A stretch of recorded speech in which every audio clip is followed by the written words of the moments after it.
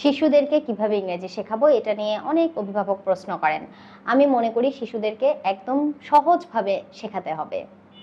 প্রথমেই বলবো, যেহেতু আমাদের দেশে শিশুদের বাইরে প্র্যাকটিস করার সুযোগ কম ইংরেজি, অনেক স্কুলেও দেখা যায় যদি ইংলিশ মিডিয়াম বা ইংলিশ ভার্সন স্কুলও হয়, তারপর আমি দেখেছি অনেক জায়গায় ইংরেজি কথাভাবে বলে না।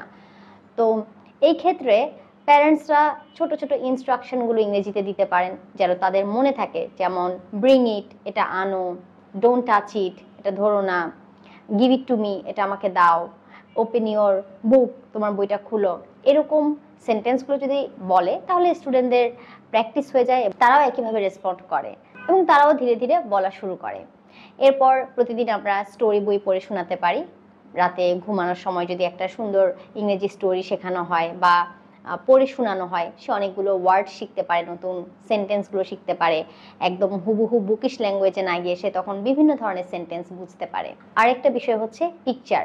কোনো একটা পিকচার তাকে দেয়া হবে, ছবি, এখন তুমি বলো তুমি ছবিতে কি কি দেখতে পাচ্ছ। যেমন যদি কোনো বাচ্চারা খেলছে এমন কোনো ছবি দেখানো হয়, সে বলবে the children are playing, this is a park, then there is a tree, I can see some birds. এইভাবে ছোট ছোট সেন্টেন্সগুলো ছবি দেখে বলার অনুশীলন করতে পারে। Thanks for watching. আসসালামু আলাইকুম। Thanks for watching.